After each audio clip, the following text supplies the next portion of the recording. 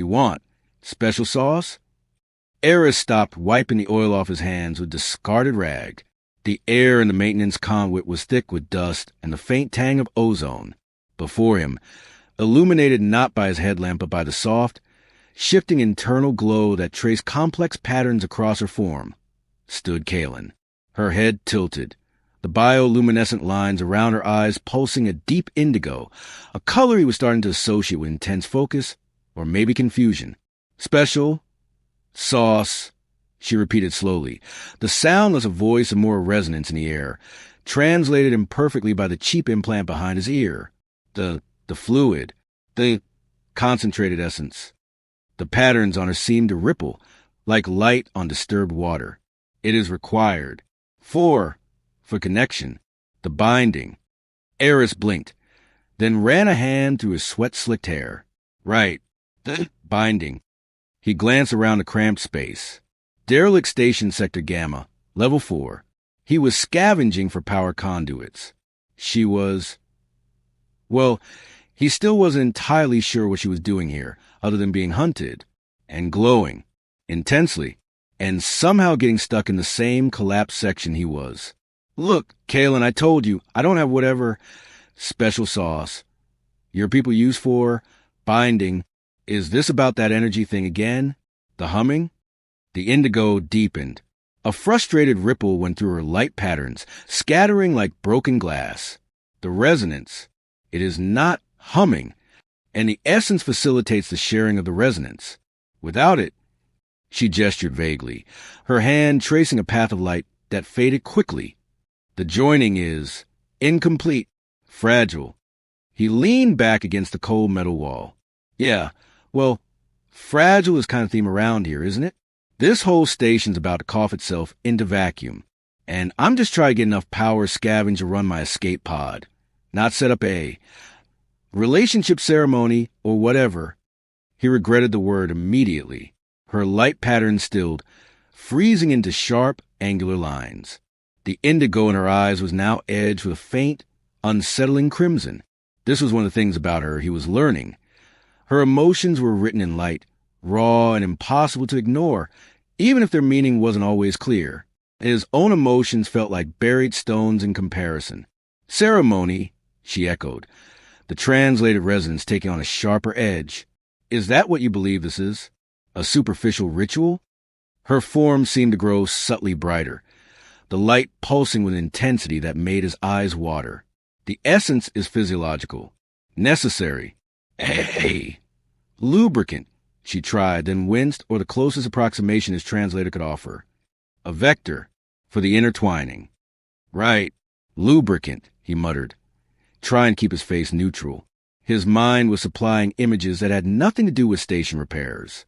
Okay, look, I seriously don't carry weird alien bodily fluids with me, especially not for intertwining. The best I've got is probably some stale water or maybe an emergency nutrient paste packet that expired 3 cycles ago. Not exactly. Concentrated essence. He watched her, trying to read the intricate, shifting tapestry of her light. It was mesmerizing, even when expressing what seemed like existential frustration. How could something so alien, so visually other, make his gut twist with an unfamiliar combination of annoyance and something else, something warm and curious and deeply physical? He felt the heat radiating from her even across the short distance between them. Her unique scent, like ozone and something metallic and sweet, filled the cramped space. He fought the urge to reach out, to see if her light felt warm, if the shifting patterns were smooth under his fingers. It was a ridiculous impulse. She was an alien, probably royalty or something equally far removed from a human scavenger, and she was asking for special sauce. His life had become profoundly weird. She lowered her head slightly, the angular light patterns softening, flowing again like streams. My apologies. The translator Plex struggles with nuances. The concept is difficult to convey. It is not a fluid one carries. The crimson tint receded. It is generated in a state of profound openness, shared vulnerability. She paused, the patterns flickering uncertainly. Among my kind, It happens naturally, when resonance aligns, when two flows become one. Okay, okay, he held up his hands. Profound openness, shared vulnerability. Still doesn't sound like something you just whip out in a collapsed conduit. He pushed himself off the wall, needing to move. The air felt too close, the space too small to in it, radiating light and complex, untranslatable needs. We need to find a way out of here first. This section won't hold indefinitely. Those groaning sounds? That's the hull stressing. He gestured towards a low, metallic complaints echoing through the station. And if that corp security team finds us, well, they don't ask for special sauce. They just shoot you and strip the tech. He picked up his multi-tool, shining his headlamp beam down the collapsed passage, away from her luminous presence. The contrast was stark. His harsh, narrow beam cutting through gloom, her soft, ambient glow filling the space with otherworldly light. He felt a tremor run through the deck plates. Hear that? We don't have time for physiological vectors. We need to move. He started to turn, then stopped, looking back at her. Her light was still flowing, but the patterns were complex, perhaps showing calculation, perhaps fear. So, are you coming or are you going to stay here and try to generate concentrated essence in a decompressing tube? The bluntness felt necessary, a shield against the strange intimacy of the conversation. Her light shifted again, a rapid, almost agitated sequence, before she flowed forward, her movement unervingly graceful in confined space, following the path his lamp beam cut. He felt the faint warmth of her presence close behind him, the strange, sweet scent now just inches away. The tension in the air was no longer just structural. They moved through the debris-choked corridor, Eris leading with his lamp, Kalen a luminous presence at his back. The metallic groans of the station were growing louder, more frequent. Dust rained from the cracked ceiling panels. Every few steps, he'd have to stop, assessing the stability of the floor, the likely path through twisted metal and collapsed bulkheads. Kalen followed without complaint, her light a constant, comforting presence, pushing back the oppressive gloom in a way his focused beam couldn't. Her movements were fluid, silent, utterly unlike his own heavy boots crunching on debris. He could feel the subtle shifts in her light, even without looking back. The patterns tightening when a particularly loud groan echoed, softening when they found a clear path. It was a strange form of communication, one he was learning to read more instinctively than consciously.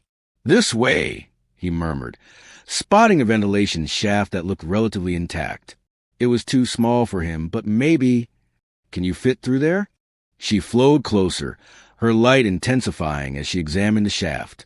The light around her fins, delicate, semi-transparent structures that curved subtly near her shoulders and along her back, seemed to pulse, like sensitive organs testing the air current from the shaft. "It is constrictive," she resonated, "but permeable. Permeable. Right." He knelt, peering into the dark opening. "Okay, I'll try to clear out a bit. You go first. See if it leads anywhere we can get through." He pulled out his multi-tool, starting to pry at a bent metal grate.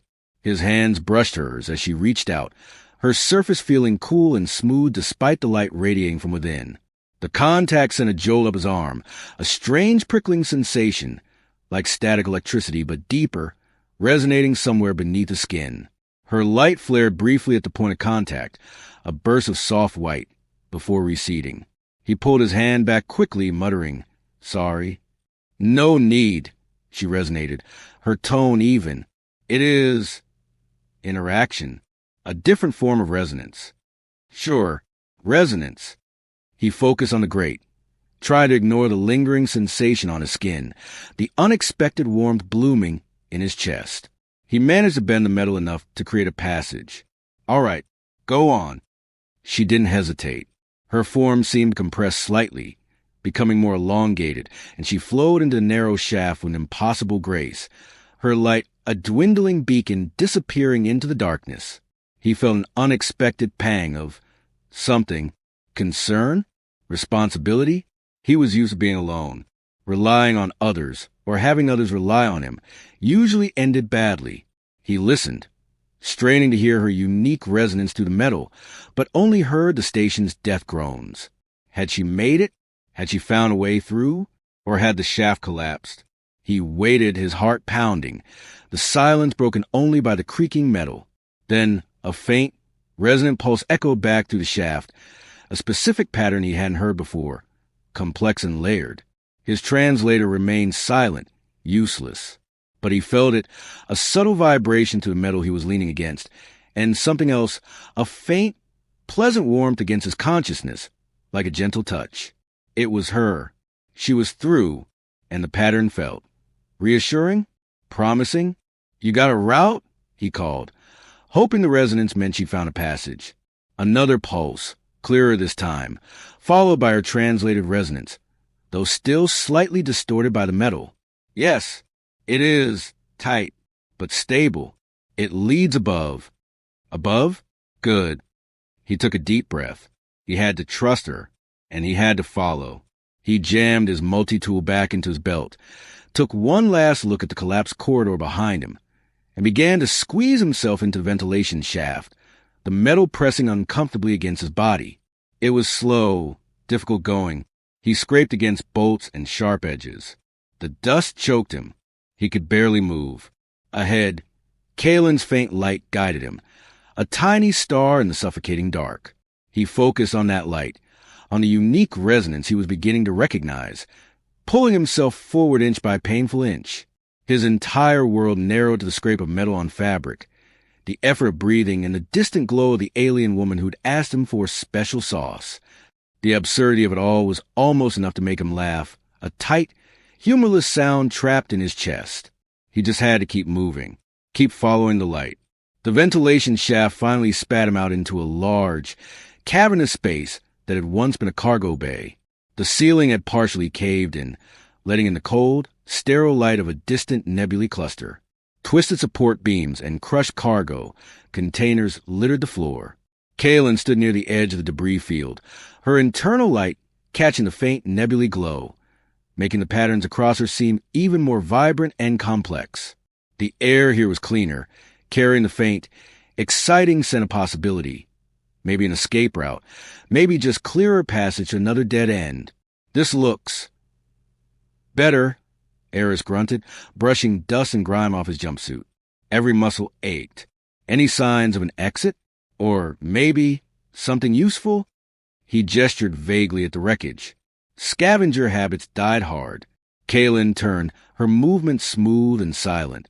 The patterns flowing across her form were calmer here, wider, less agitated than in the cramped conduit. They reminded him of ocean currents, slow and powerful.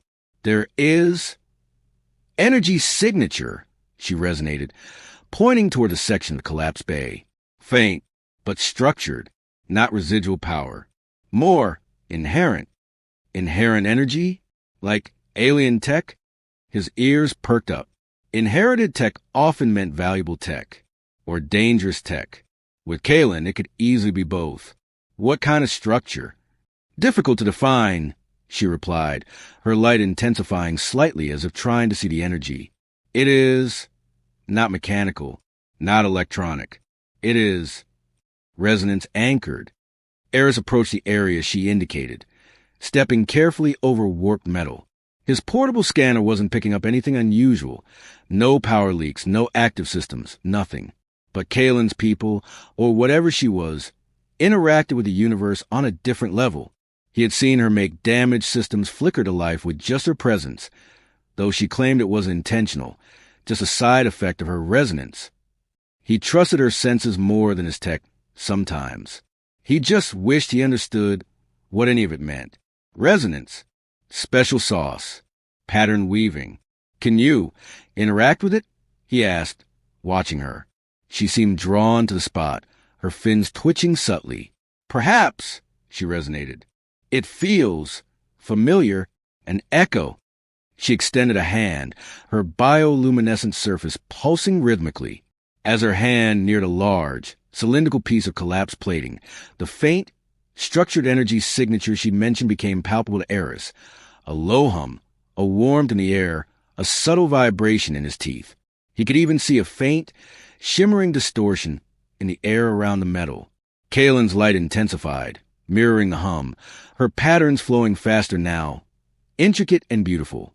"Whoa!" he breathed, stepping back slightly. "Okay, that's definitely not normal station junk." Kalen's light shifted, a sudden burst of pure white emanating from her chest area, expanding outwards like a silent shockwave. The cylindrical plating hummed louder, the air distortion shimmering violently. Then, with a grinding screech, a section of the plating slid open, revealing a dark cavity within. It wasn't a cargo container. It looked like an alcove, smooth, dark material unlike the station's standard metal, radiating a faint, cool light from within. "An access point?" Eris said, moving closer cautiously. "What is it?" "A gate," Kalen resonated. Her voice softened now, almost reverent. Her light had calmed, flowing in wide, peaceful patterns. "A path. Hidden." "A path? To where?" She turned to him, her gaze intense. The light in her eyes was a piercing blue now, steady and deep. "To safety. To a place the hunters cannot follow. It requires resonance. Aligned." She looked from the alcove to him and back. "My resonance alone is not sufficient to stabilize the gate. It needs another." "Another?" His stomach tightened. "You mean me?" Her light patterns flowed back towards angular uncertainty, but the blue in her eyes remained steady. "Your presence. It resonates. Different, chaotic, but strong. When close, our flows react, merge. It is why you could perceive the signature." "My chaotic presence," he repeated dryly. "Great. So what? We hold hands and wish real hard?" Her light shifted again, a brief flicker of something that might have been amusement. "Not hands. Not wishing." She gestured toward the alcove, then back to herself. "It requires a specific alignment, a shared vulnerability, proximity, and the essence." His mind immediately flashed back to special sauce. "Hold on. We're back to the special sauce? I thought that was for the other thing." He gestured vaguely between them. "It is the same principle," she resonated, her pattern becoming more complex, faster. "The essence allows for deeper resonance sharing, for the flows to intertwine completely, to become one point of resonance, sufficient to anchor the gate." Her light pattern solidified into sharp, almost painful lines. "It is a critical need, Eris. Survival." The intensity in her light, the urgency in her resonance, was undeniable. This wasn't some abstract cultural need anymore. This was the key to getting off this dying station before the corp hunters found them. But the price. "So you're saying, for this gate thing to work, we have to do the profound openness share vulnerability thing? The thing that generates the essence?" She didn't reply directly, but her light pattern softened, flowing again, though with an undeniable current of anticipation or maybe apprehension. She moved toward the alcove, her luminous form framed by the dark, cool material. She looked back at him, her blue eyes steady, the light across her body a mesmerizing, shifting tapestry of color and intensity. "The gate is unstable," she resonated, the low hum from the alcove intensifying. "We do not have much time." The air vibrated with latent energy, the kind that promised either escape or disintegration. He looked at the alcove, at her, at the crumbling station around them. Special sauce or not, the choice was becoming terrifyingly clear. He walked slowly towards her, the sound of his boots loud on the debris-strewn floor. His mind was a chaotic mess of conflicting thoughts. Survival instinct screaming yes, ingrained caution whispering danger, and a deeper, unfamiliar pull urging him towards a strange, luminous being who needed his chaotic resonance. He stopped a few feet away from her, near the entrance of the dark alcove. The hum from the gate was a low thrum in his bones now.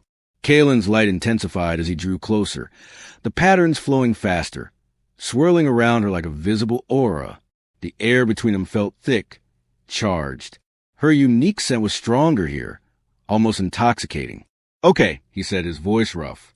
"Okay, so what exactly does profound openness, and sheer vulnerability entail? In practical terms, for anchoring a gate, he needed details.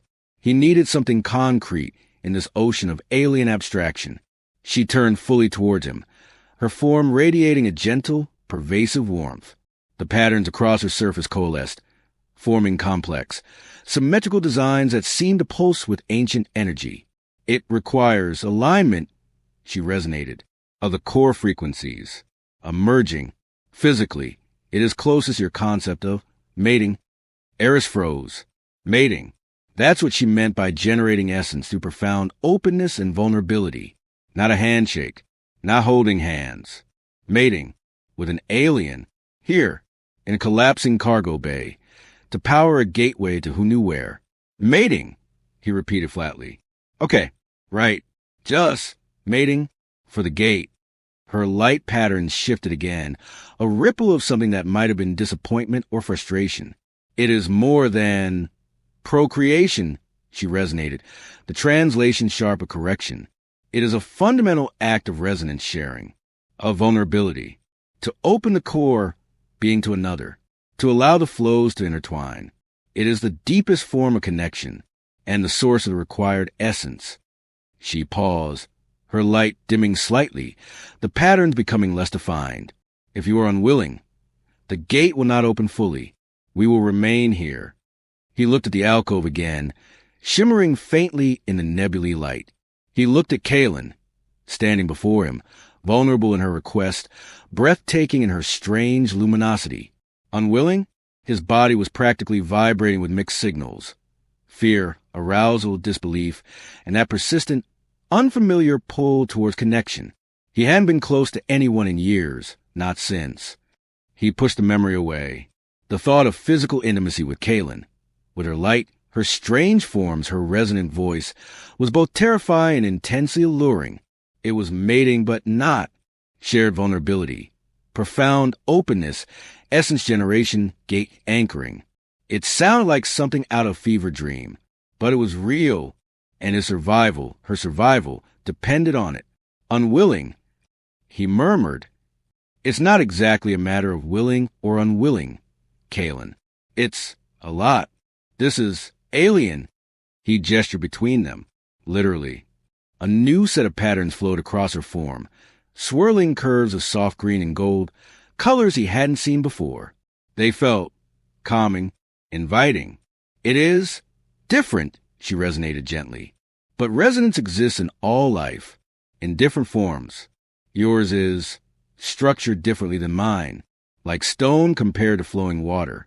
But water-shaped stone, and stone contains water. They can affect each other, resonate together. She took a step closer, her warmth increasing, filling the space around him. The patterns on her solidified again, these new green and gold ones, flowing and complex. They were centered around her chest, around the area where her light had flared white earlier. They seemed to draw him in, a visual and sensory anchor. The essence is simply the physical manifestation of that complete alignment, of the flows merging. It creates the stability.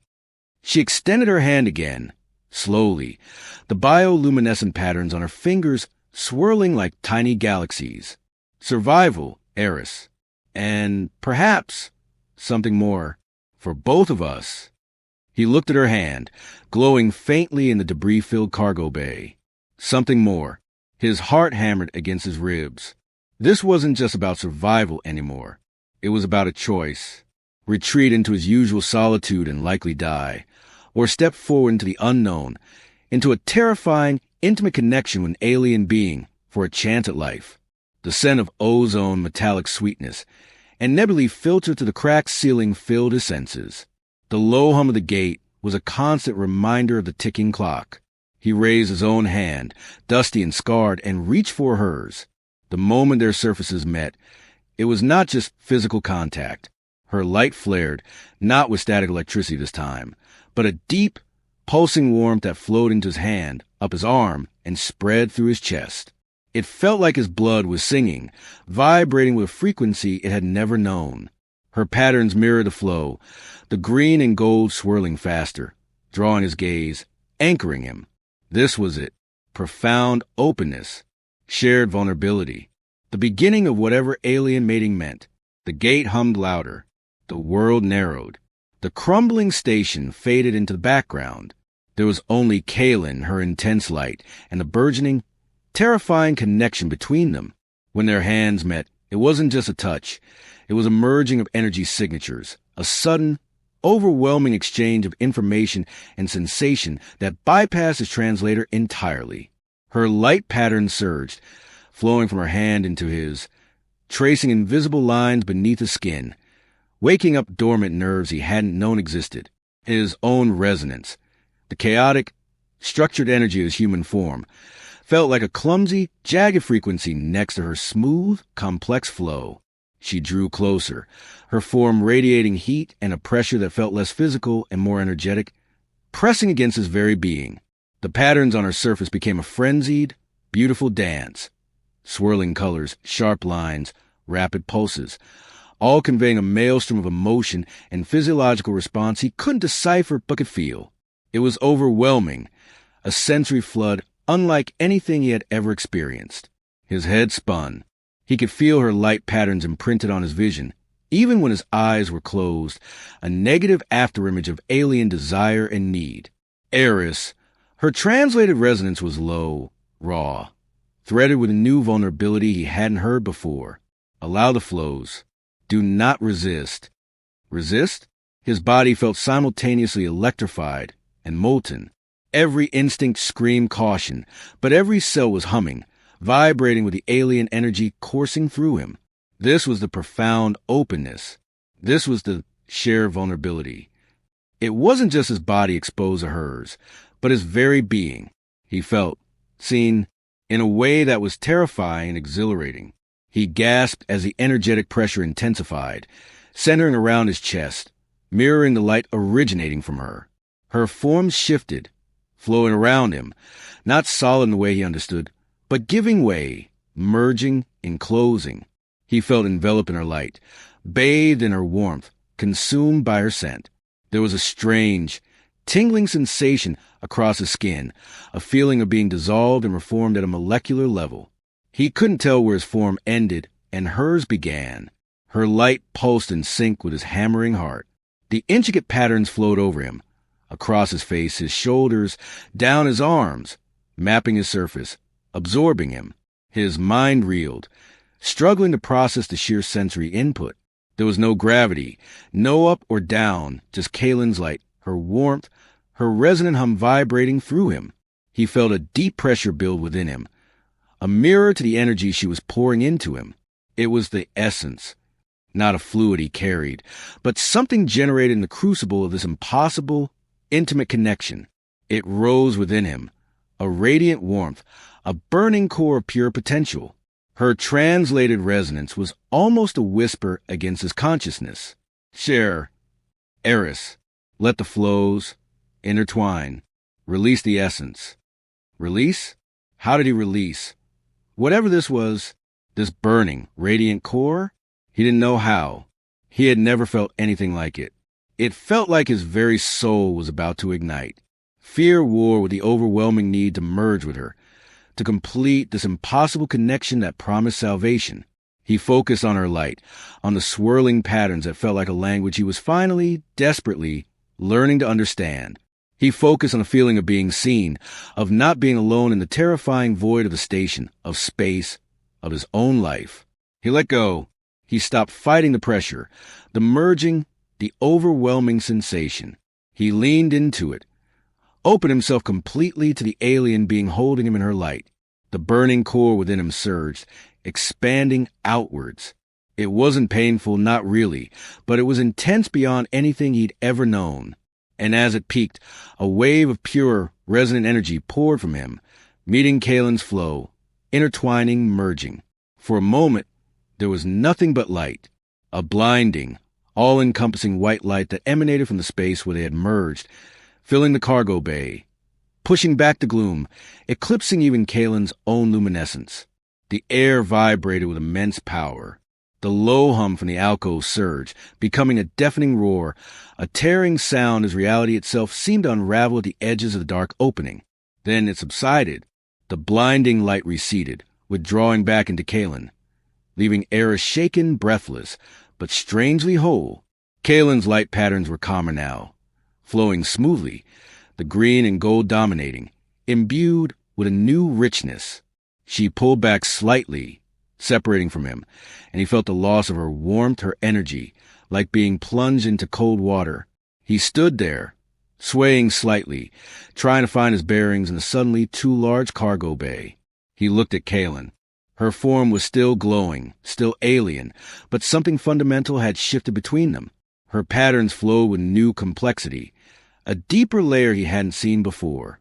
She looked different, more anchored, more vibrant. The essence, she resonated, her voice clear and strong now, no longer struggled with the translator. It was sufficient. She gestured toward the alcove. The tearing sound had stopped. The hum was now a steady, resonant thrum. The dark opening was no longer just a hole, but a window onto impossible stars, swirling colors that didn't belong to this galaxy, a vista that screamed elsewhere. The gate was open, and it was stable. The price of passage had been paid in shared vulnerability and generated essence. He had given the alien queen her special sauce, and they had survived. For now, the silence in the bay, after the roar of the gate, was punctuated only by the station's distant groans and the pounding of his own heart. He looked from the gate to Kalen, waiting to see what came next. Kalen turned fully toward the shimmering gateway, her luminous form silhouetted against the impossible vista beyond. "It is stable," she resonated again, her voice filled with a quiet certainty. "The resonance is aligned for now." She didn't look at him immediately, her attention fixed on the swirling colors of the gate. Eris stood behind her, still catching his breath, the residual hum of the shared energy vibrating in his chest. He felt altered, lighter, somehow, and acutely aware of every inch of his skin where her light had touched, where her form had enclosed him. The feeling of being seen lingered, a vulnerability he wasn't used to, a strange warmth that offset the fear. "For now," he repeated, the word a question. How long is for now? Do we just walk through? What's on the other side? She finally turned back to him, her blue eyes steady, the patterns flowing across her surface like liquid constellations. They were different patterns than before, softer, more integrated, less like separate concepts and more like a continuous narrative. "The gate will hold as long as the core resonance remains sufficiently aligned," she resonated.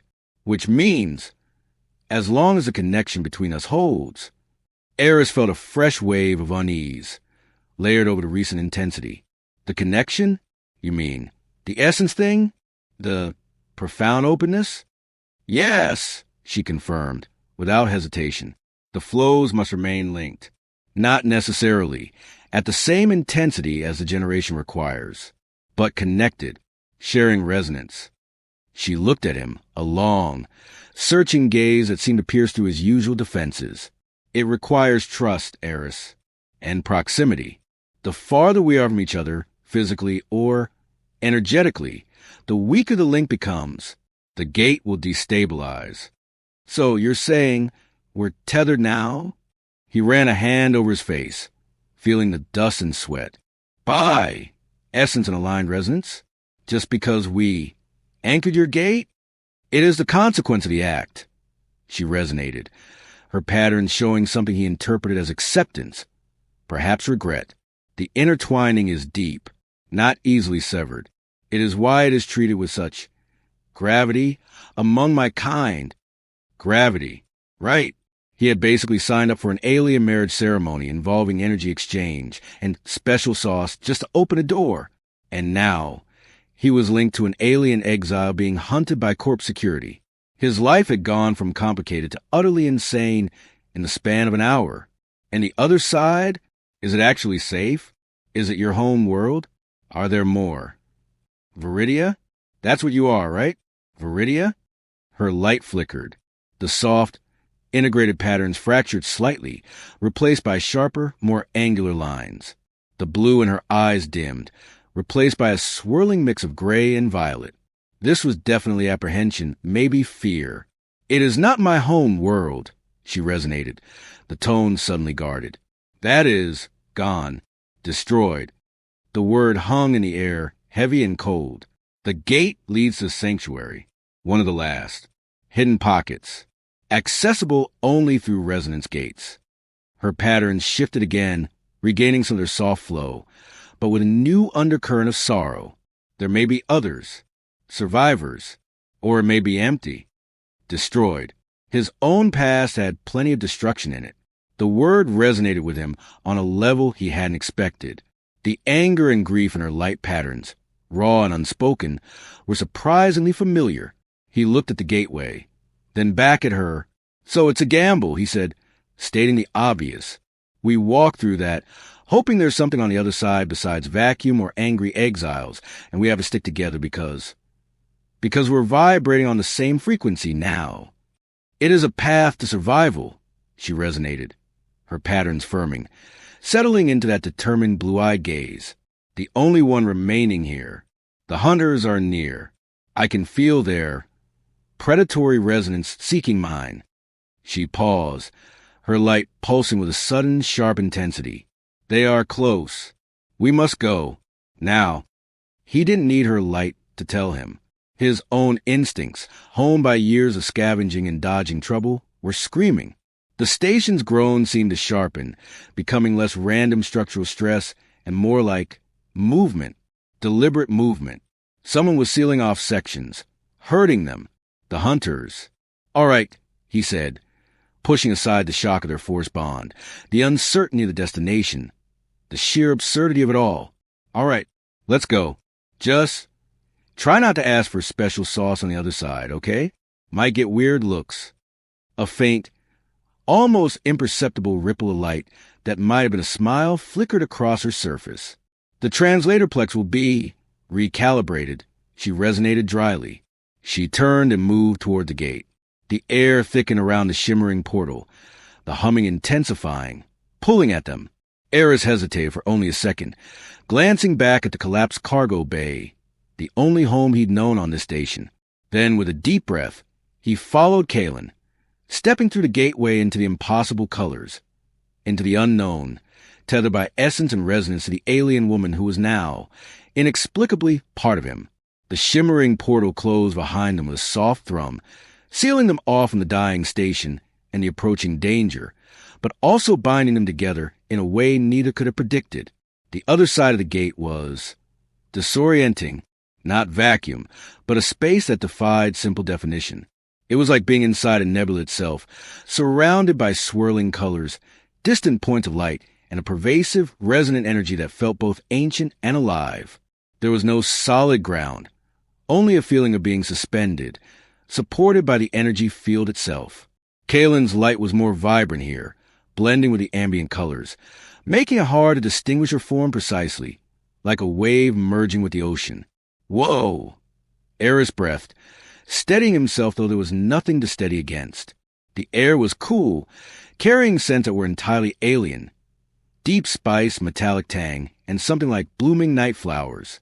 The pervasive hum was stronger here, a melody that seemed to vibrate in his bones, his teeth, his very cells. It felt familiar in a way that was deeply unsettling and comforting at the same time. The shared resonance. Kalen shifted beside him, her light patterns flowing with quiet awe. The sanctuary, she resonated, her voice soft, filled with reverence. It is intact. Intact and floating in space? Eris asked, still trying to get a handle on the environment. It felt safe, paradoxically, despite the lack of solid ground. Safer than the crumbling station. Certainly. He looked around, trying to find some kind of structure, some kind of landmark. Distant lights pulsed rhythmically. Perhaps other gates, other sanctuaries? It is anchored in the energy flows, she explained. It requires no physical foundation. It exists between spaces, difficult to access without precise resonance. Lucky us, then, he muttered, feeling the subtle pull toward her, the constant awareness of her presence that went beyond sight or sound. The tether, it was real, and here, surrounded by the energy of the sanctuary, he felt their connection even more strongly. It wasn't just a vibration.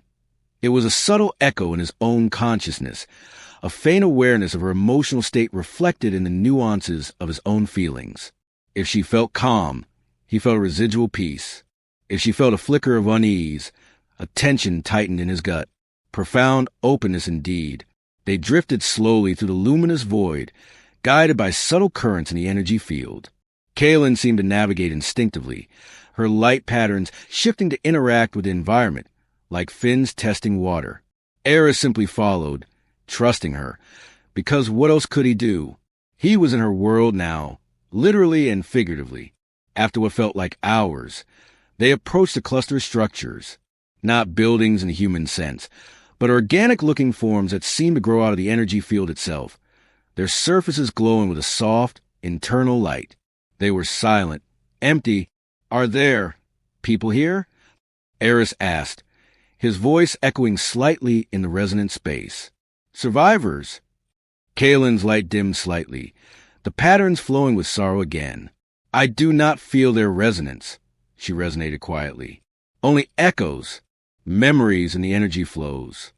She reached out a hand towards one of the glowing structures, her own light pulsing sadly. "It appears I am alone. The last. The word hit him with surprising force. Alone was a concept he understood intimately. He looked at her, the luminous alien who was now bound to him, the last of her kind. He felt a pang of sympathy, deep and genuine, cutting through his usual cynicism. It was a heavy burden to carry. They entered one of the structures. Inside, the light was softer, the hum a gentle lullaby. There were alcoves and platforms, intricately carved or formed from the same glowing material, but no sign of recent occupation. It felt like walking through a tomb, beautiful and silent. "So," Eris said, breaking the silence, tried to inject a note of practicality into the ethereal surroundings. "What now? We're safe from the hunters. Maybe, but we're stuck here. And we're linked." He gestured between them. "Is there a way to unlink? Or is this it?" Kaylin turned to face him, her light steady. The patterns flowed with a quiet intensity. "The intertwining can be lessened," she resonated. "If resonance flows diverge significantly, but severed, it would be damaging, perhaps fatal. For both." She paused, her gaze holding his. "Is that what you desire, Eris? To be severed?" Did he? A part of him, the part that valued his solitude, his independence, his carefully constructed emotional walls, screamed yes. Sever the link. Go back to being alone, even if it meant facing the galaxy solo. But another part, the part that felt the impossible connection during their shared vulnerability, the part that felt the genuine pang of sorrow for her loss, the part that was now attuned to her emotions, whispered no. It was terrifying, this link, this tether, but it was also not being alone, not truly alone, maybe ever again. And looking at Kaylin, bathed in the gentle light of her ancestral sanctuary, so alien yet so deeply vulnerable, he found the words difficult to form. "I don't know," he admitted, the honesty raw on his tongue. It had been a long time since he'd said those words, especially about something so fundamental. "It's a lot to process.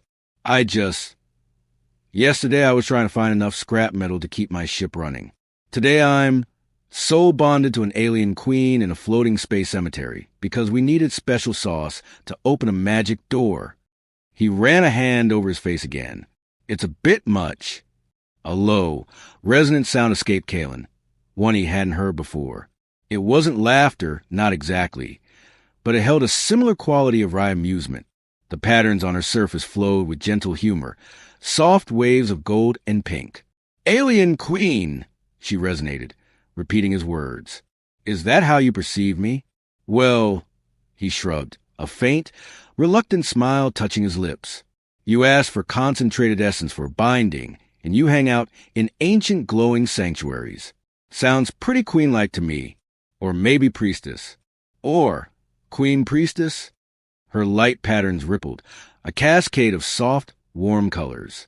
"I was a pattern weaver," she resonated. "One who tended the resonance flows. A guardian, but not a queen." My people, our leadership was woven differently. Okay, pattern weaver, not queen, he conceded, feeling a strange lightness in the air, a release of tension.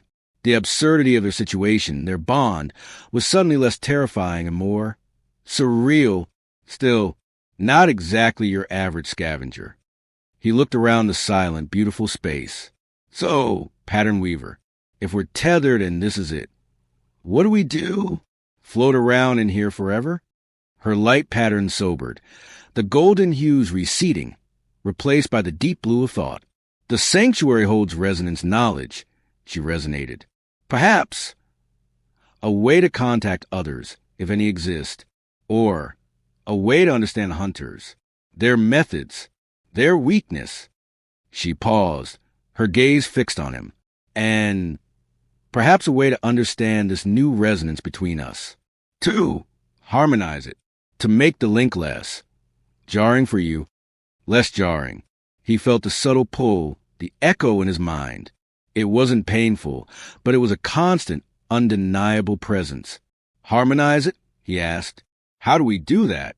Her light flowed towards him, gentle and inviting. It requires continued openness, she resonated softly, and understanding of each other's flows, each other's patterns. She extended her hand again, the light pulsing with invitation, to explore the resonance.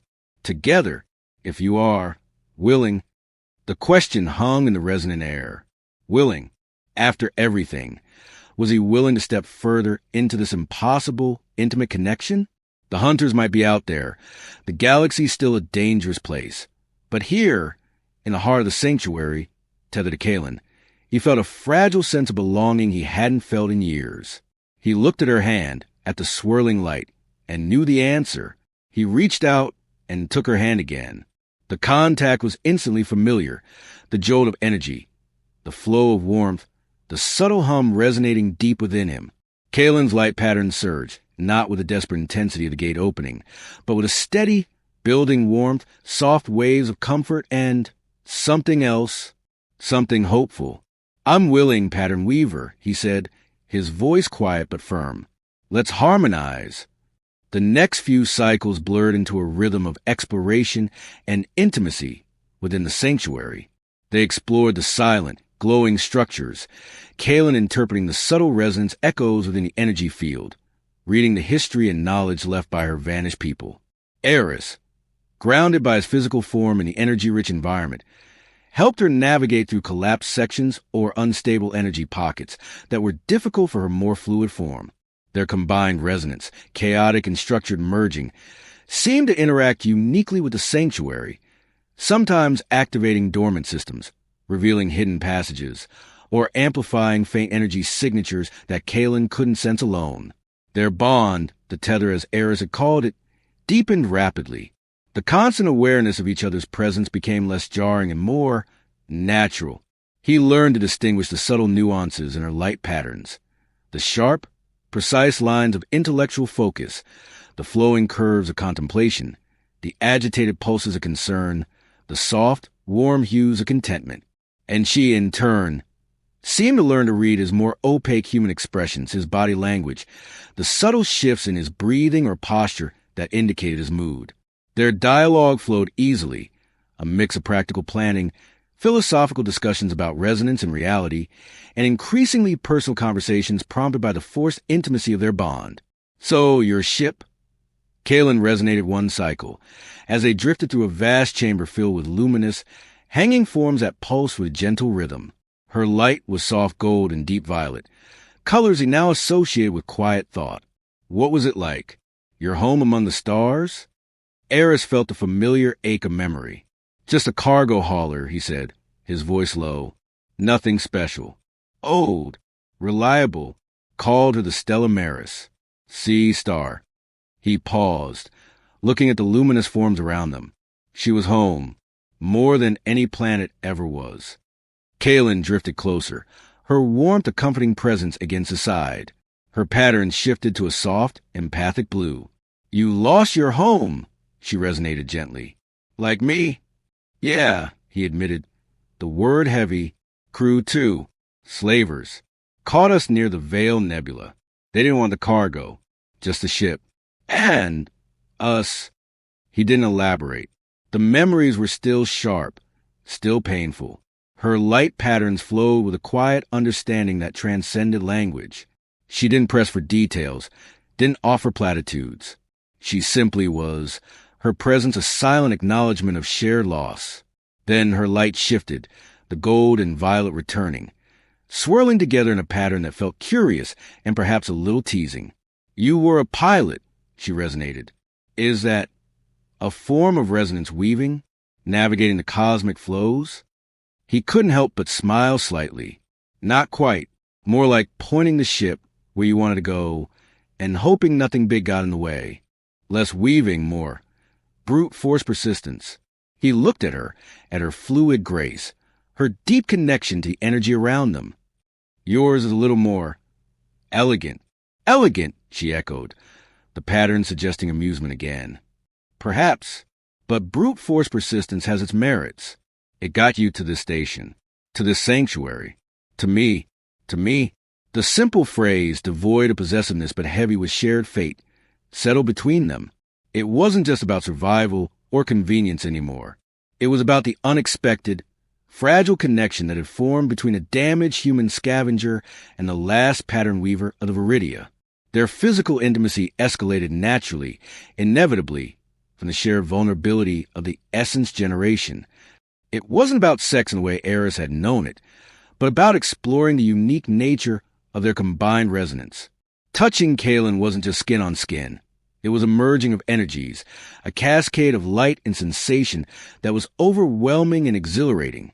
Her bioluminescent patterns responded to his touch, his emotions, flowing and intensifying, revealing layers of her being that words couldn't convey. And his human form, solid and warm, seemed to anchor her, to provide a physical focus for her more diffuse energy. There were moments of fumbling awkwardness, misunderstandings rooted in their vastly different physiologies and cultural norms. Eris would sometimes flinch from a sudden intensity in her light, or struggle to interpret a particularly complex pattern that conveyed a need he couldn't articulate. Kaelin, in turn, found his physical rigidity, his sharp angles, his emotional reticence, both fascinating and frustrating.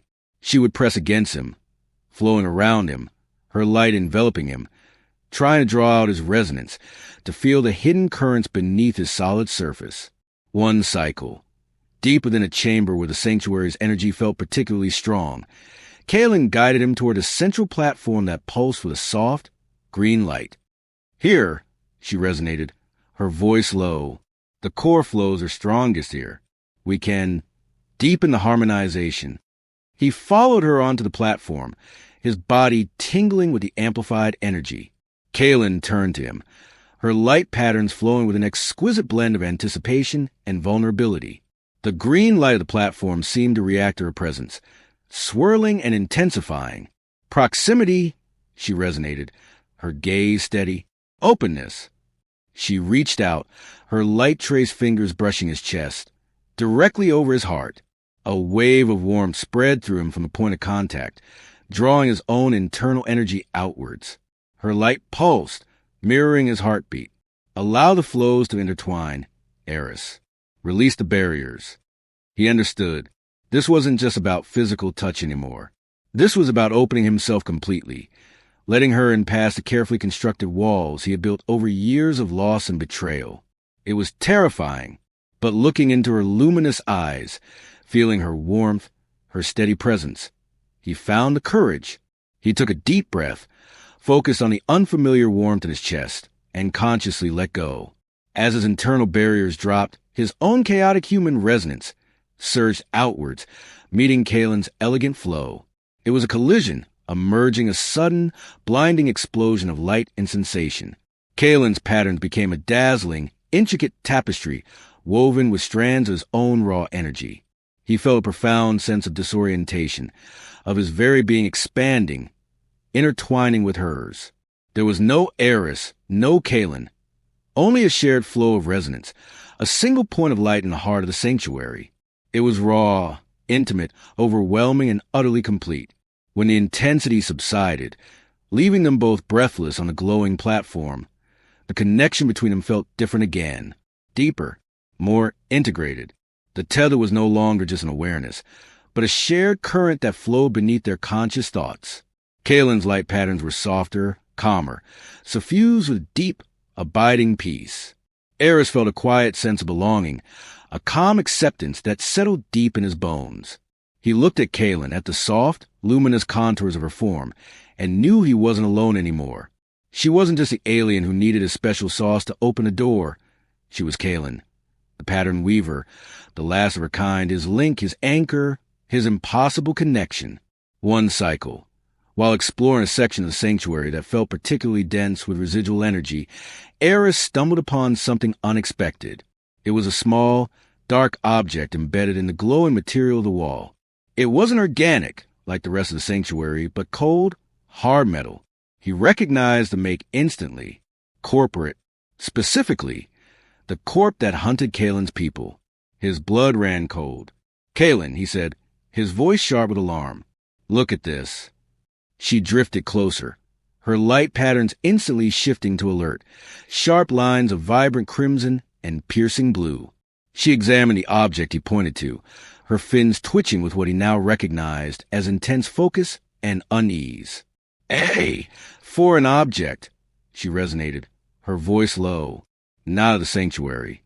Eris carefully worked the object free. It was a small, innocuous-looking tracking beacon, the kind designed to blend into structural materials and emit a faint, persistent signal. But this one wasn't designed to track ships. It was designed to track a specific energy signature. Kalen's signature. "It's a tracker," Eris said, turning it over in his hand. "Corporate. Designed to ping your resonance." He felt a knot of ice form in his stomach. How had it gotten here? The gate was supposed to be hidden, only accessible through their combined resonance. Kalen's light patterns became chaotic, a storm of crimson and black swirling across her surface. The serene blues and greens were gone. "A tracker?" she resonated, the word laced with fear and disbelief. "Impossible. The sanctuary is invisible, untouchable by their methods." "Apparently not," Eris said, his gaze scanning the surrounding walls, suddenly seeing threat in every shadow, every angle. "How could it get here? Did they follow us through the gate somehow?" "No," Kalen resonated, her light pulsing with distressed energy. "The gate collapse severs all external connections. It cannot be followed." Her patterns calmed slightly, shifting to a more analytical mix of blue and gold, but the underlying fear remained. Unless it was placed here previously, by someone who knew the path, someone who could access the sanctuary. Her translated resonance trailed off, but the implication hung heavy in the air. Someone on the inside, someone who had been here before. Eris looked at the tracker in his hand, then back at Kalen. His mind raced. He had told her about his past, about the slavers, about his loss. He had shown her vulnerability. He thought they had built trust. But what if she had been here before? What if she had brought others with her? What if she was the one who had betrayed her people, or who was being manipulated? The cynical walls he had so carefully dismantled began to rebuild themselves, brick by icy brick. "Who else knew about this place, Kalen?" he asked, his voice colder than he intended. The shared resonance between them, usually a comforting current, now felt fraught with tension, a jarring discord.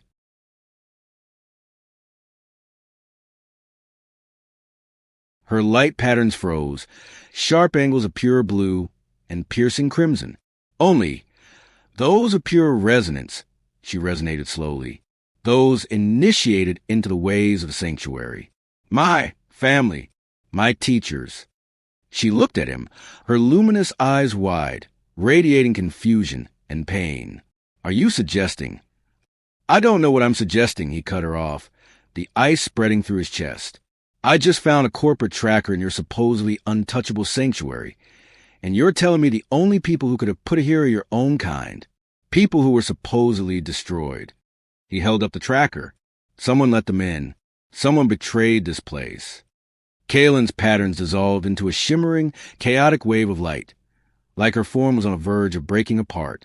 "Betrayal," she resonated, the sound distorted, raw with agony. You believe I would betray my own kind? My sanctuary?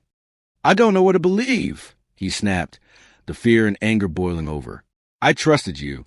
I showed you everything. And now I find this. How do I know this wasn't a trap? That you weren't leading me here for them? To deliver. What? Your resonance amplifier? Is that what I am to you? A power source? The words tumbled out, years of buried suspicion and hurt finally surfacing, amplified by the terrifying discovery. The beautiful, intimate connection between them felt poisoned, shattered. Her light patterns coalesced again, but into terrifying, sharp spikes of pure, burning crimson. Her translated resonance became a low, guttural sound, vibrating with intense fury and hurt. A power source, she resonated, the sanctuary's ambient hum faltering under the force of her emotion. You dare suggest. After the resonance shared, after the intertwining, her form seemed to grow, to darken, the light within her pulsing with dangerous intensity. You doubt me? After you have allowed me to see your very being? How can I not doubt you? He retorted, backing away slightly, instinct screaming danger. Her light was beautiful, but could also be overwhelming, even physically painful at this intensity. You have secrets. You know things I don't. Your people are gone, but someone got into this place. Yes, secrets, she resonated, the crimson spikes flashing. Secrets of a hunted species. Secrets to keep the last echoes of my people safe. And who are you, Eris? The man who trusts no one, who builds walls higher than any ship's hull, who speaks of openness but holds himself apart. Her light pulsed violently, sending ripples through the very energy of the sanctuary. Perhaps you are the tracker. Perhaps you are the one who led them here, inadvertently or not. The accusation struck him like a physical blow. Him? Leading the slavers? He had been running from them for years. That's insane, he yelled. I hate them. They took everything from me. And what have they taken from me? She resonated, her voice rising to a resonant roar that shook the luminous structures around them. My home. My family. My future. You think I would collaborate with those who destroyed my world? The force of her emotion, amplified by their shared resonance, was almost unbearable. He felt a sudden, sharp pain in his head, a blinding flash behind his eyes. The connection between them, usually a smooth flow, was now a battlefield of conflicting energies, of pain and suspicion and raw, unadulterated fury. The luminous sanctuary pulsed erratically, reacting to the turmoil of their intertwined resonance. The fragile peace was shattered. The sanctuary was no longer safe, not from external threats, and certainly not from the storm raging between them. The energy in the sanctuary became volatile, swirling around them like a physical storm, reacting to the violent discord of their intertwined resonance. The beautiful, calming hum warped into a high-pitched whine, setting Eris's teeth on edge. Kaelin's light patterns continued their furious, chaotic dance of crimson and black, sharp and painful to look at. He felt the raw edge of her anger, her hurt, her own rising suspicion, channeled directly through their bond.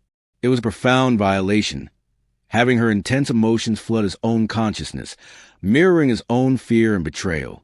Look, Kaelin, he said, trying to lower his voice, to project calm he didn't feel. Let's breathe. This isn't helping. The tracker is here. We need to figure out how and why, not tear each other apart. Her light patterns pulsed, the crimson flares momentarily intensifying, like a final burst of defiance before receding slightly. The sharp angle softened, replaced by turbulent, swirling currents of dark violet and stormy gray. The raw fury subsided, leaving behind a deep, resonant ache of pain and mistrust that Eris felt echo within his own chest. Not helping, she resonated, her voice quieter, but still brittle with hurt. You accuse me of the gravest betrayal. And you speak of not helping? I found a tracker, he said, holding up the small device, in a place only your kind can access. After you told me your kind was gone. What am I supposed to think, Kaelin? I've been betrayed before. It hurts. He looked at her, trying to convey the depth of his own wound, the reason for his suspicion. Through his gaze, since his words felt inadequate, clumsy, her light patterns flowed with sorrow, deep waves of violet washing over her surface. "And you think I have not known betrayal?" She resonated softly, the sharp edge gone, replaced by a profound weariness. "My home was destroyed by those who were once allies. My people hunted by those who craved our resonance. I have trusted and been broken." She drifted closer, cautiously, her light radiating a fragile vulnerability that made his chest ache in response. "To hear such words from you after we have shared such openness, it is a different kind of breaking." Their shared resonance, a moment ago a storm, now felt like two wounded animals circling each other, licking their hurts, unsure whether to flee or comfort. The sanctuary's energy slowly began to settle, the hum returning to a low, mournful tone. I didn't mean to accuse you, not really," Eris admitted, the words tasting like ash. It was a lie, partially. In that moment of fear, he had accused her, but seeing the depth of her pain, feeling it resonate through him, the accusation felt monstrous, a violation of the connection they had forged. "I was scared, and finding that, it brought back things, bad things." Kalen's light patterns flowed with a quiet sorrow. "We are both marked by what we have lost," she resonated. "It creates shadows. And sometimes, in the shadows, we strike at those who are closest." She paused, her luminous gaze searching his. "The tracker, it is here. It implies a path was known, but not necessarily by someone currently alive, or someone who intended harm to the sanctuary." "What do you mean?" he asked, his suspicion easing, replaced by a grudging hope. "Before the final destruction," she explained, her patterns flowing with memory and information. "Some of my people, the pattern weavers, foresaw the coming end. They sought ways to hide the last remnants of our knowledge, our power. They created the sanctuaries, the gates." Her light flowed, recreating shapes in the air, diagrams of energy flows and hidden paths. A very few, also explored potential vulnerabilities, paths the hunters might find, ways to block them, perhaps, or to misdirect them. "So, you think someone might have brought the tracker here? Not to lead the hunters in, but to study how they might get in?" Eris clarified, his mind working through possibilities. A scouting mission? Or maybe a failed attempt to plan a countermeasure? "Perhaps," Kalen resonated. "The resonance echoes are too faint to tell definitively, but it is a possibility. A more palatable one than active betrayal by one of my own kind." Her light pattern settled into a deep, thoughtful blue, still tinged with sadness, but the fear and anger were gone. Regardless of how it came to be here, it is here now, and it is active. It will draw them. The immediate threat returned, sharp and undeniable. The sanctuary, their fragile haven, was compromised. The hunters knew the path, or could now follow the signal. "Okay," Eris said, his mind snapping back to practical survival. "So we can't stay here. Now that that thing is pinging our location. Can we disable it?" Kalen focused her light on the tracker in his hand, her patterns flowing with analytical intensity. "Its core resonance is alien to me," she resonated, "but its function is clear. To emit a signal, it is designed to resist deactivation by standard means. It is stubborn." "Stubborn," Eris grunted. "Sound about right for corp tech." He examined the tracker again. It was seamless, no obvious switches or panels. Designed to be found only by chance, and then be impossible to turn off. "Maybe I can jam it? Or cloak it?" He thought about his limited scavenging gear, his ship's old systems. Nothing he had was designed for this kind of sophisticated energy tracking. Kalen's light shifted. Her patterns flowed with a sudden, sharp intake of energy. The blue in her eyes intensified. "To cloak it," she resonated, her voice taut with a new kind of intensity. "My own resonance can be suppressed, hidden within the sanctuary's flows. But yours, your chaotic structure makes you stand out, like a jagged rock in a smooth stream. The tracker is attuned to that difference. To cloak your resonance, it would require a significant act." "What kind of act?" he asked, wary where this was going. Her light patterns flowed with a blend of determination and a return to that deep, potent vulnerability he remembered from a gate. It requires further harmonization, she resonated, her voice low, a deeper intertwining, for my flows to fully envelop and mask yours, to merge our signals into one, indistinguishable from the sanctuary's ambient resonance. It would make the tether permanent, complete. Her light pulsed, radiating a deep, powerful resonance that seemed to hum against his very core. Survival, Eris, and final acceptance of the bond. Permanent, complete, no turning back. The mid-story conflict had shaken them, forced them to confront their deepest fears and mistrust. But now, the consequence was laid bare. To survive the external threat, they had to fully embrace the impossible bond between them. He looked at the tracker in his hand, a symbol of the danger pursuing them. He looked at Kalen, radiating intensity and unwavering purpose. His cynical walls, so recently re-erected, crumbled completely. There was nowhere left to run, nowhere left to hide. Only forward, together, permanent, he echoed, the words settling in the air, heavy with significance. Complete. Yeah. He met her gaze, his voice steady. Let's harmonize, pattern weaver. Let's finish what we started. The sanctuary hummed around them, witness to their choice. The air felt charged, not with tension this time, but with destiny. The act of deeper harmonization was less a physical coupling and more a merging of consciousness, a profound intertwining of their core energies. On the glowing platform, surrounded by the ancient hum of the sanctuary, Kalen flowed towards him, her light enveloping him completely. This time, there were no boundaries, no hesitation. He opened himself fully, letting his human chaotic resonance meet her elegant flow. It wasn't just touch, it was a dissolution of self, a becoming us. Her light patterns poured into him, not tracing lines this time, but flooding his entire being, filling him with her vibrant energy, her deep connection to the cosmic flows. His own solid form felt less like a container and more like a conduit, vibrating with the immense power of their combined resonance. He could feel Kalen's consciousness woven with his own, a sense of shared being that was more intimate than any physical act. Her fears were his fears, her determination his determination, her sorrow a shared ache. And his own grounded reality, his stubborn persistence, his unexpected capacity for trust, flowed into her, anchoring her, giving substance to her ethereal nature. The tracker in his hand grew cold, inert. Its faint, persistent signal was absorbed, silenced within the powerful surge of their unified resonance. They were no longer two distinct signals, two separate beings easily tracked. They were one, a single, complex waveform indistinguishable from the sanctuary's own ambient energy.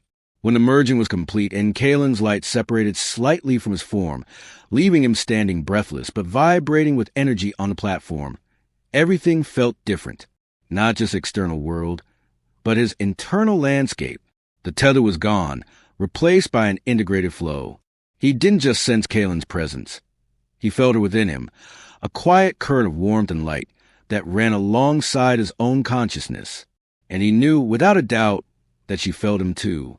The connection was absolute, permanent, complete. Kalen's light patterns were breathtaking, flowing with serene power he hadn't seen before.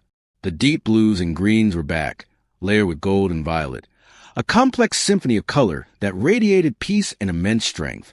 "It is done," she resonated, her voice soft, yet resonating directly within his mind, bypassing the translator entirely.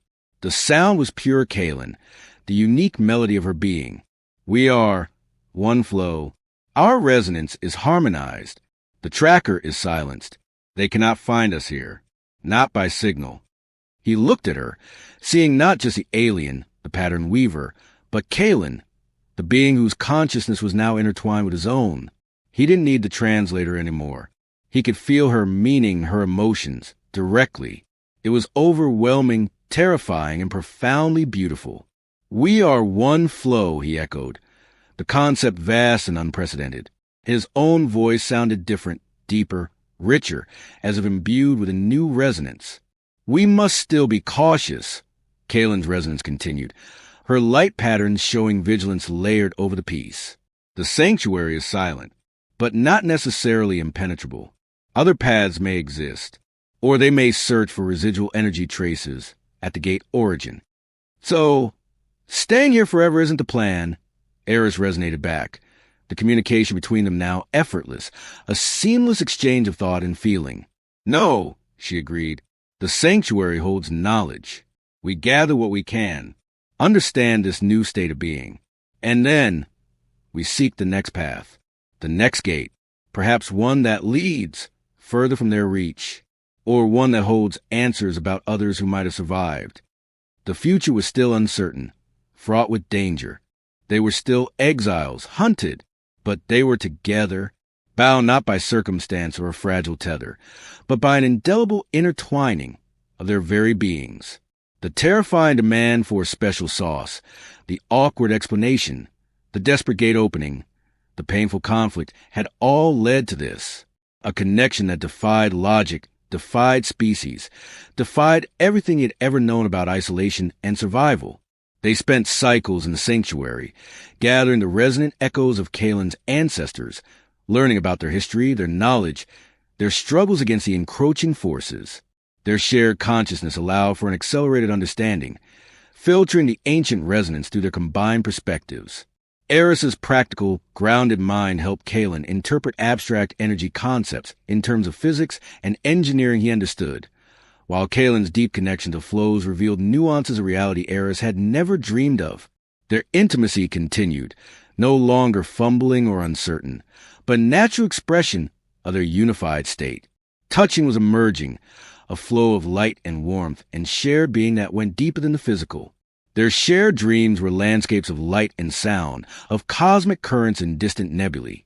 In the silent, luminous heart of the sanctuary, they found a peace, a connection, a sense of belonging that transcended the dangers outside.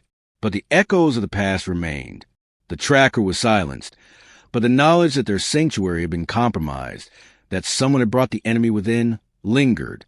It was a mystery they needed to solve, not just for their own safety, but to honor Kalen's lost people. One day, exploring a particularly resonant section of the sanctuary, they found a faint, residual energy trail. It wasn't the signature of the tracker, but something older, fainter, layered within the sanctuary's own flows. Kalen focused her resonance, Eris anchoring their combined perception. They followed the trail, a ghost path leading through the luminous structures, deeper into the heart of the sanctuary. It led them to a small hidden chamber, unlike any they had seen before. It wasn't grand or ceremonial, but functional, almost like a workshop. And within it, surrounded by deactivated, ancient Viridia tech, they found another tracker, identical to the first, and beside it, a data crystal, radiating a faint, coded energy signature. Kalen's light patterns were still, radiating intense focus and sorrow. This resonance, she resonated, her voice low. It is familiar, one who was close. A teacher. Eris felt the sorrow echo within him. A teacher, someone Kalen trusted. But the tracker, why would your teacher have a corporate tracker? He resonated back, the question heavy with dread. Kalen focused her light on the data crystal. It required a specific resonance key to access. Their combined flow, harmonized and deep, was the key. As their resonance met the crystals, a cascade of images and feelings flooded their shared consciousness. Not just data, but a message, a desperate confession encoded in pure resonance. It was her teacher, showing the tracker, explaining its function, not as a weapon, but as a tool, a desperate, final attempt to understand the enemy. He had collaborated with a captive, a scientist from the corporation, exchanging knowledge for insight into their tracking methods, hoping to find a weakness, a blind spot. The scientist had seemed sympathetic, horrified by the corp's actions. But it was a trap. The scientist was a double agent. The tracker wasn't just a tool for study. It was a Trojan horse, designed to broadcast the sanctuary's existence the moment its unique energy signature was activated by a powerful resonance flow, like the one Kalen and Eris had generated opening the gate. The teacher's resonance faded, replaced by a final, agonizing wave of regret, shame, and love for his people. He had died here, silencing the crystal, hiding the truth, perhaps hoping to prevent the future they now faced. He hadn't intended betrayal. He had intended protection, however misguided. The truth settled between Kalen and Eris, heavy and sad, not an act of malice, but a desperate gamble born of fear, twisted by the enemy. The hunters hadn't found a secret path. They had been led here, unintentionally, by someone trying to save them. He wasn't betraying us. Kalen resonated, her light flowing with sorrow, but also understanding. He was trying to fight in his own way. And he became another victim. Eris resonated back, feeling the weight of the teacher's sacrifice. It was a story he knew well. Good intentions twisted into tragedy. The discovery didn't change their immediate situation. The hunters would come, but it removed the shadow of suspicion between them. It solidified their bond, forged in crisis, tested by mistrust, now strengthened by shared truth and sorrow. They took the data crystal, the knowledge within it now their burden. They couldn't stay. The sanctuary, a place of refuge and memory, was now a potential trap. They had to move, find another path. There is another gate, Kalen resonated, focusing their combined awareness on the information gleaned from the crystal, known only to those who held this knowledge. A failsafe. It leads elsewhere, far from here. Far from here. It was all Eris had ever truly wanted. And now, he wasn't seeking it alone. He was seeking it with Kalen. Part him, he part of her. Two flows in one, ready to face whatever came next together. They left the silent workshop, leaving the tracker behind. Its purpose served and failed, and moved toward the heart of the sanctuary, towards the next gate, toward a new beginning, bound by an impossible love forged in a vacuum between the stars. The journey to the fail-safe gate was guided by the intertwined resonance within them, a navigation system more reliable than any tech Eris had ever used. They flowed through the sanctuary's energy fields, a single point of luminous purpose. The ambient hum seemed to resonate with their intention, guiding them, protecting them. As they approached the edge of the sanctuary, the external universe began to bleed back in, not the swirling colors of nebulae, but the hard vacuum of space, studded with cold, distant stars. The fail-safe gate wasn't like the cargo bay portal, a tearing in reality. It was a focal point in the energy field, a precise confluence of flows that required the deepest synchronization of their combined resonance. It requires complete alignment. Kalen resonated, her light intensifying, flowing with anticipation and certainty. Not just of energy, but of purpose, of being. Eris felt no fear, only a quiet readiness. He was one flow with Kalen. His purpose was her purpose. His being was intertwined with hers. There was nothing left to hold back. They stood at the edge of the void, facing the invisible point in space where the gate waited. Kalen reached for him, and he reached for her, not with hands grasping, but with their core resonance flows reaching out, merging, becoming one brilliant point of light that pulsed in the void. The sanctuary's energy flowed through them, amplifying their unified resonance. A shimmering aperture opened before them, not a violent tear, but a smooth, silent transition into pure possibility. It wasn't a vista of stars or nebulae or glowing sanctuaries. It was emptiness, a vast, silent dark, utterly devoid of energy signatures, of prying eyes, of hungry resonance.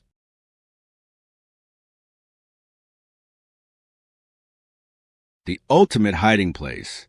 It is the void between. Kalen resonated, her voice filled with awe and understanding. A place of no flow, undetectable, a place of no flow. For beings made of light and resonance, it was the safest place imaginable from those who hunted their energy signature. For Eris, it was simply quiet, safe. They stepped through the gate, together, the silence of the void between wrapped around them. A profound, comforting stillness after the constant hum of the sanctuary, the groans of the station, the noise of the galaxy.